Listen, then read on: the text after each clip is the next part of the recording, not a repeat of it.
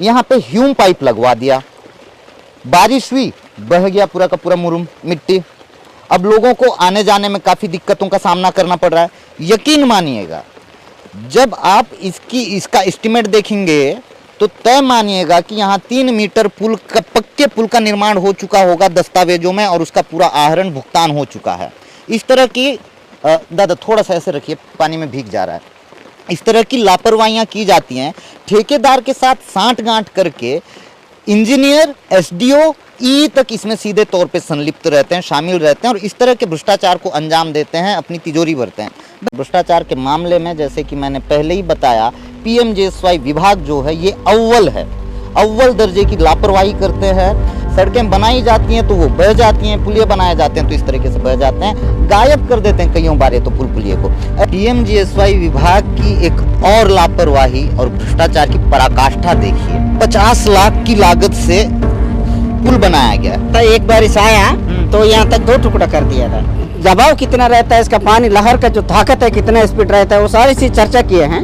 3 या 4 फीट भी नीचे नहीं खोदे हैं, ऐसा करके बना है इसको। देखिए मैडम, ये तो छोटा सा नाला है, लेकिन आने में बहुत अपना फार से पूरा पानी आता है, पूरा दब जाएगा। अच्छा बनाइए, मतलब हो रहा है और पगड़ा पेली भी है।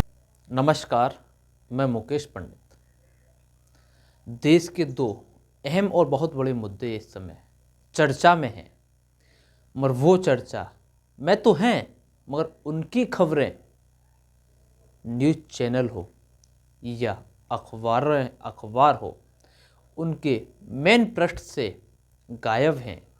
अगर हैं भी तो उनको जगह नहीं दी जा रही है, या दी गई है, और दी भी गई है तो मात्र छोटे से कॉलम के अंदर उनको खबर दी जा रही है। एक मामला चीन बना भारत का है, वहीं दूसरा मामला भारत के राज्य छत्तीसगढ़ का है, जहां छत्तीसगढ़ में एक युवा पत्रकार मुकेश चंद्रा की हत्या कर दी जाती है। और हत्या भी किसी ऐसे वैसे मामले में नहीं, हत्या भी एक घोटाले का उजागर करने में। क्या आप इस तस्वीर को दिखाकर सिस्टम के गाल पे हमारे माध्यम से करारा तमाचा मार सकते हैं? अच्छा, मैं देख रहा हूँ कि ये पहले यहाँ पे पुल था जो ढह गया है। कब बना था ये पुल? ये 2018 के बना था सर। तो हमारा देसी जुगाड़ लगा करके, ये थार जार के थाने से हम लोग जुगाड़ लगा के अभी बना रहे हैं। इसके बाद विधायक को दिए थे। विधायक को उन्हीं का सुना उस समय, उसको खुद बुला के दिखाए भी यहाँ पर, जो हाँ मैं कर लूँगा, सबसे पैटो ही काम करूँगा बोला। वो भी कहाँ गया कि आता पता नहीं। कहीं से सरकार का कोई सुनवाई नहीं मिला, हमको लाभ नहीं मिला। मेरा यही रिक्वेस्ट है कलेक्टर महोदय से और विधायक से, जो शासन प्रशासन है, जो पार्टी के प्रतिनिधि लोग जो है, लाश को ट्रैक्टर पे ले जा रहे थे। जब बाढ़ का पानी रहेगा, पूरे उफान पे रहेगा नाला, है ना, तो ट्रैक्टर पार हो पाता है? नहीं हो पाता है सर, ट्रैक्टर नहीं हो पाता। ऐसी परिस्थिति में आप किस तरीका से आप यहाँ पहुँचे हैं, ये आपके लिए बहुत बहुत धन्यवाद। इतना दूर इतना कष्ट करके आए। मुकेश चंद्रा, जो 52 करोड़ की लागत से जो सड़क तैयार होनी थी, यह जो 52 करोड़ का जो मामला था, जो कि 102 या 103 करोड़ का जो घोटाला है, 52 से 100 लगभग 50 करोड़ का जो घोटाला है, उसको उजागर करने को लेकर मुकेश चंद्रा की हत्या कर दी जाती है। मुकेश चंद्रा की हत्या नई साल वाले दिन 1 जनवरी 2025 को की जाती है। और जब मुकेश चंद्रा लापता होता है तो उसका भाई, मुकेश चंद्रा का भाई भी एक पत्रकार है, और जो कि मध्य प्रदेश के किसी एक मीडिया संस्थान से जुड़ा हुआ है।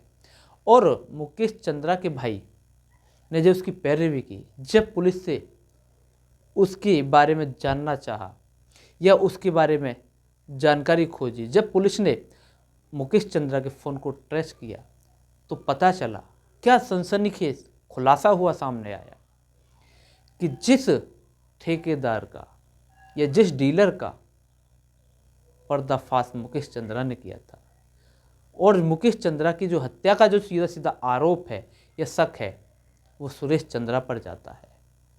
और मुकेश चंद्रा के हत्या में मुकेश चंद्रा के करीबी या कुछ रिश्तेदार भी शामिल पाए जाते हैं। ये चर्चाएं सामने भी आती हैं। मुकेश चंद्रा को 1 जनवरी को फ़ोन दोपहर को लगभग 12 बजे के आसपास फ़ोन करके बुलाया जाता है, और जहां जिस जगह बुलाया गया, जो पुलिस ने उसकी फ़ोन की, मुकेश चंद्रा के फ़ोन की लास्ट लोकेशन जो निकाली, उससे जो पता चला जहां लास्ट लोकेशन पाई गई, वहां जब खोजबीन की गई तो एक पानी के टैंक या गटर में, जिसके ऊपर 4 से 5 इंच मोटी लेंटर की पटिया या पत्थर कह सकते हैं, जो डालकर उसके अंदर उसकी लाश को, मुकेश चंद्रा की डेड बॉडी को डाल दिया, दबा दिया गया। मुकेश चंद्रा एक युवा पत्रकार थे, 32-33 साल की उम्र के थे, और वो बक्सर जंक्शन के नाम से यूट्यूब पे एक चैनल भी चलाया करते थे, जो कि वहाँ की लोकल की खबर किया करते थे। और मुकेश चंद्रा एक जो मुख्यमंत्री थे, पूर्व मुख्यमंत्री थे छत्तीसगढ़ के, भूपेश बघेल, उन्होंने भी अपने ट्विटर के माध्यम से मुकेश चंद्रा की जिक्र किया और कहा है कि एक सैनिक या कमांडो जो कि नक्सलवादियों के बीच फंस चुका था, तो उसको भी छुड़ाकर लाने का काम मुकेश चंद्रा ने किया था। उनकी साहस की और उनकी मध्यस्थता की तारीफ की थी मध्य छत्तीसगढ़ के मुख्यमंत्री भूपेश बघेल ने। वहीं विपक्ष या वहाँ की जो सत्ता पक्ष है, वर्तमान सरकार में है बीजेपी ने आरोप लगाया है और कहा है कि सुरेश चंद्र जो ठेकेदार हैं वो कांग्रेस के करीबी हैं, ये कहीं भूपेश बघेल के करीबी बताए गए हैं। और ये सुरेश चंद्र वही हैं अपनी शादी में जब उनकी दुल्हन ने मांग की थी हेलीकॉप्टर की, तो अपनी दुल्हन को हेलीकॉप्टर से, बारात को हेलीकॉप्टर से लेकर आए थे, जिसका खर्चा 10 से 12 करोड़ बताया जाता है। इस तरह के है सुरेश चंद्रा। वहीं पेड हो या अनपेड हो, मगर जब फ्रंट पेज पर किसी का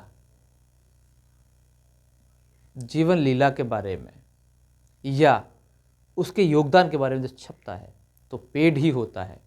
जिस तरीके से सुरेश चंद्रा ने नई साल वाले दिन पेड विज्ञापन देकर अपने बारे में, समाज सेवी के बारे में छपवाया, तो कितना बखान किया गया।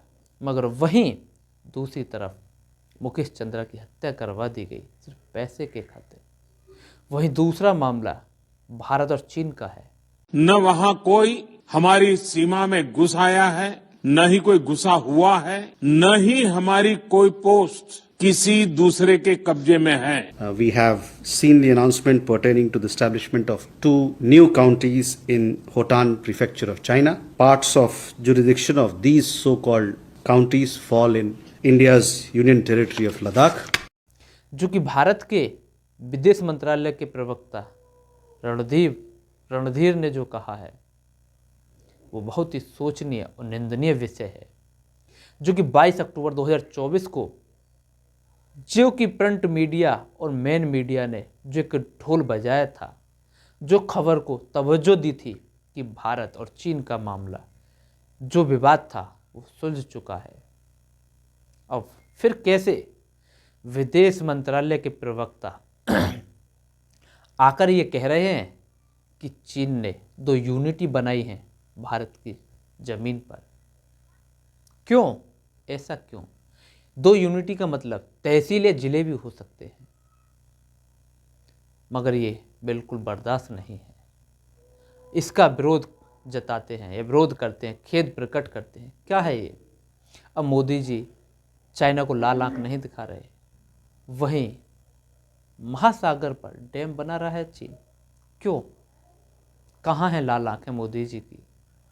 जो कि 1962 के समय जब युद्ध में पराजय झेली थी पंडित जवाहरलाल नेहरू ने, तो उस समय युवा सांसद अटल बिहारी वाजपेयी सदन में बोला करते थे, तो वर्तमान उस समय के तत्कालीन प्रधानमंत्री सुना करते थे और वहीं अपनी गलतियां स्वीकार भी करा करते थे। जिस समय देश के पास लड़ने की क्षमता नहीं थी, उस समय भी चाइना के सामने डटकर खड़ा रहा। मगर आज के समय में क्या है? क्यों लाल आंख दिखाने के लिए तैयार नहीं है? बस पुराने बयान उठाए जाएं मोदी जी के, तो कहते थे कि हम चाइना को लाल आंख दिखाएंगे, या मनमोहन सिंह क्यों लाल आंख नहीं दिखा रहे हैं चाइना को? क्या है पूरा मामला? क्यों ऐसी क्या स्थिति या परिस्थिति बन चुकी है कि चाइना के सामने खड़े नहीं हो सकते हैं? चाइना हमारे देश में आकर अपनी दो यूनिटी बना देता है, अपना कंस्ट्रक्शन काम कर रहा है, जो कि हम फिंगर 12 से और फिंगर 8 जो कि एक विवादित था और फिंगर 8 तक जो कि वहाँ हमारे सैनिक पेट्रोलिंग कर सकते थे, करते थे, मगर आज फिंगर 3 पर ही रह गए हैं। क्या किस तरह का विवाद सुलझाया गया था 22 अक्टूबर 2024 को, कितनी अहम तरीके से उस समय की खबरों को मेन पृष्ठ पर जगह दी गई थी, मगर आज उनको तो फ्रंट पेज नहीं मिला है, या कहीं मिला है तो छोटा सा मात्र कॉलम मिला है। क्यों? क्या ये जो खबरें बताती हैं कि देश के प्रधानमंत्री मोदी की छवि को जिससे फ़ायदा होगा उसको मेन फ्रंट मिलेगा, पूरा का पूरा पेज मिलेगा, मगर जहाँ भी हल्का सा भी छवि को नुकसान पहुँचेगा या मोदी जी के ऊपर उंगली उठेगी तो उसको ना तो जगह दी जाएगी, ना ही उसको खबर बनाया जाएगा। अगर बनाया भी जाएगा तो मात्र एक छोटे से कॉलम में, या फिर खबर बनाई भी जाएगी तो दूसरे या तीसरे पेज पर बनाई जाएगी। अगर जगह दे भी दी तो छोटा सा भाग छोटे से कॉलम में देकर बाकी खबर को लास्ट में ट्रांसफ़र कर दिया जाएगा। बस देश से ज़्यादा इम्पोर्टेंट है या देश से ज़्यादा ज़रूरी है मोदी जी की छवि, देश के प्रधानमंत्री की छवि, या देश की छवि ज़रूरी है, या फिर यही देश के भीतर धार्मिक मुद्दों के भीतर ही देश इर्ज कर रह जाएगा, या जो लगभग 3500 किलोमीटर का जो विवाद है चीन से, क्या वो चीन ले जाएगा, जो कि 1959 के आसपास जो तिब्बत को लेकर जो विवाद छिड़ा था, जो 1962 में जो युद्ध हुआ, क्या अब वही हालात बनने जा रहे हैं, या फिर देश के प्रधानमंत्री नरेंद्र मोदी सरेंडर कर चुके हैं, सरेंडर करने वाले हैं? क्यों?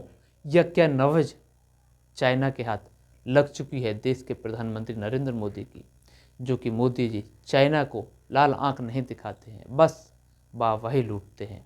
या फिर ये कहें कि मोदी जी ने देश को हर तरफ से संकट में डाल दिया है, ये तो चीन के सामने नहीं बोल पाते हैं। कांग्रेस महासचिव जयराम रमेश ने कहा कि चीन के भारत सीमा विवाद समझौते से कई सवाल उठ खड़े हो रहे हैं।